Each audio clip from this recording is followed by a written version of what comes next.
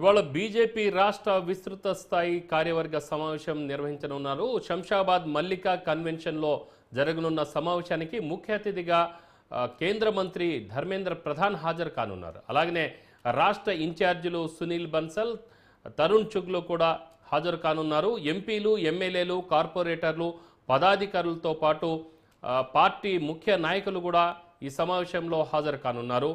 స్థానిక సంస్థల ఎన్నికలు, భవిష్యత్ కార్యాచరణపై చర్చించనున్నారు. బీజేపీ సభ్యత్వ నమోదు, సంస్థాగత ఎన్నికలు, పార్టీ బలోపేతంపై ఫోకస్ పెట్టనున్నారు.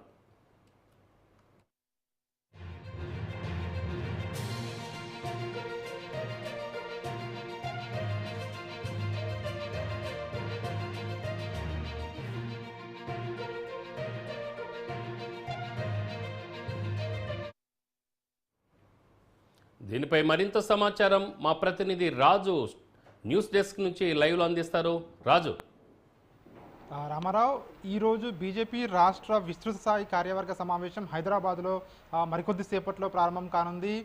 అసెంబ్లీ ఎన్నికలకు ముందు జరిగిన తర్వాత మళ్ళీ కార్యవర్గ సమావేశం జరగడం ఇదే మొదటిసారి కాబట్టి ఈసారి పార్టీ అయితే ప్రతిష్టాత్మకంగా ఈ యొక్క సమావేశాన్ని తీసుకుంది. ముఖ్యంగా గడిచిన 7 నెలల వ్యవధిలో 2 ఎన్నికలు కూడా జరిగాయి. ఒకటి అసెంబ్లీ ఎన్నికలు జరిగాయి తెలంగాణలో, అదేవిధంగా సార్వత్రిక ఎన్నికలు జరిగాయి. ఈ 2 ఎన్నికల్లో ఎట్లాంటి ఫలితాలను బీజేపీ సాధించింది, అదేవిధంగా రాబోయే రోజుల్లో ఇంకా ఎట్లాంటి ఫలితాలకు బీజేపీకి తెలంగాణలో ఆస్కారం ఉంది అనే దానిపై కూడా ఒక కూలంకషంగా చర్చించే అవకాశం కూడా కనిపిస్తూ ఉంది. అదేవిధంగా తెలంగాణలో 8 శాసనసభ సభ్యులు, అదేవిధంగా 8 మంది పార్లమెంటు సభ్యులు గెలుపొందడంతో తెలంగాణ రాష్ట్ర ప్రజలకు ఒక ధన్యవాద తీర్మానాన్ని కూడా ఈ యొక్క సభలో ప్రవేశపెట్టే అవకాశం కూడా మనకు కనిపిస్తూ ఉంది. అదేవిధంగా ఈ యొక్క సమావేశానికి ముఖ్య అతిథిగా కేంద్ర మంత్రి ధర్మేంద్ర ప్రధాన్ కూడా హాజరు కానున్నారు. అదేవిధంగా రాష్ట్రం నుంచి ప్రాతినిధ్యం వహిస్తున్నటువంటి 2 కేంద్ర మంత్రులు కిషన్ రెడ్డి, అదేవిధంగా బండి సంజయ్, మిగతా ఎంపీలు, అదేవిధంగా ఎమ్మెల్యేలు, కార్పొరేటర్లు, పార్టీ పదాధికారులు, ముఖ్య నాయకులు అందరూ కూడా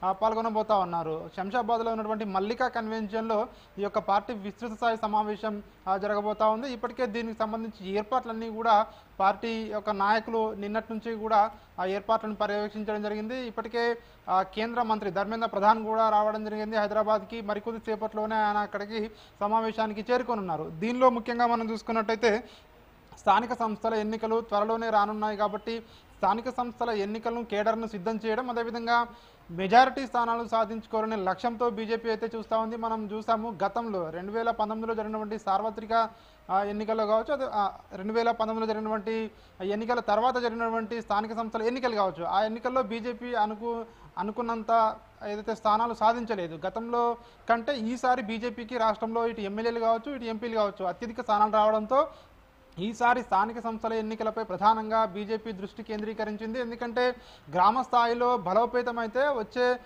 అసెంబ్లీ ఎన్నికల్లో కావచ్చు, మళ్ళీ వచ్చే పార్లమెంట్ ఎన్నికలు కావచ్చు అప్పటికి పార్టీని సమాయత్తం చేయడానికి అవకాశం ఉంటుంది. రాబోయే రోజుల్లో తెలంగాణలో బీజేపీ అధికారంలోకి రావడానికి ఖచ్చితంగా స్థానిక సంస్థలే అక్కడ పార్టీ బలోపేతమైతే ఉపయోగపడుతుందని చెప్పేసి కూడా పార్టీ అయితే భావిస్తున్న నేపథ్యంలో స్థానిక సంస్థలను ప్రతిష్టాత్మకంగా తీసుకోవాలని చెప్పేసి కూడా పార్టీ హైకమాండ్ కూడా ఇప్పటికే భావిస్తూ ఉంది. ఈ నేపథ్యంలోనే ఈరోజు జరగబోయే ఏదైతే సమావేశంలో దీనిపై కూడా కూలంకషంగా చర్చించే అవకాశం కూడా కనిపిస్తూ ఉంది. ఎట్టి పరిస్థితుల్లో ఏ చిన్న అంటే సర్పంచ్ మొదలుకొని జడ్పీటీసీ వరకు, కౌన్సిలర్ వరకు అన్నీ కూడా ప్రతిష్టాత్మకంగా తీసుకొని బీజేపీ జెండా ఎగరవేయాలనే కృతనిశ్చయంతో ఉన్నట్టుగా కూడా మనకైతే బీజేపీ అర్థమవుతా ఉంది. అదేవిధంగా బీజేపీ సభ్యత్వ నమోదు, సంస్థాగతంగా పార్టీని బలోపేతం చేసేందుకు కూడా బీజేపీ ఇప్పటికే సమాయత్తం అవుతా ఉంది.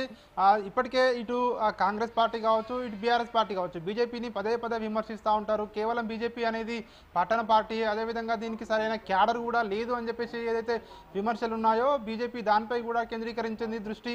ముఖ్యంగా గ్రామ స్థాయి నుంచి కూడా పార్టీని బలోపేతం చేయడానికి అన్ని అవకాశాలను కూడా అంటే ఈ యొక్క సమావేశంలో చర్చించే అవకాశం కూడా కనిపిస్తూ ఉంది. ముఖ్యంగా సభ్యత్వ నమోదు, పార్టీ సంస్థాగత నిర్మాణంపై ఫోకస్ చేసే అవకాశం కూడా కనిపిస్తూ ఉంది. దీనికి సంబంధించి ఇప్పటికే సంస్థాగత ప్రధాన సహకార్యదర్శి శివప్రకాష్ కూడా ఈ యొక్క మీటింగ్కు రానున్నారని చెప్పేసి కూడా మనకు తెలుస్తూ ఉంది. ముఖ్యంగా బీజేపీ ఎవరు ఊహించని విధంగా గత ఇటీవల జరిగినటువంటి పార్లమెంట్ ఎన్నికల్లో 8 స్థానాలు గెలుచుకొని అందరినీ ఆశ్చర్యపరచడం జరిగింది. బీజేపీ అదే ఉత్సాహంతో ఇక ముందుకు వెళ్ళాలని చెప్పేసి కూడా భావిస్తూ ఉంది. మరోవైపు ఇటు తెలంగాణ రాష్ట్రంలో పార్టీ ఫిరాయింపులు కూడా జరుగుతూ ఉన్నాయి కాబట్టి అవన్నింటినీ కూడా బీజేపీ అంటే పరిశీలిస్తూ ఉంది.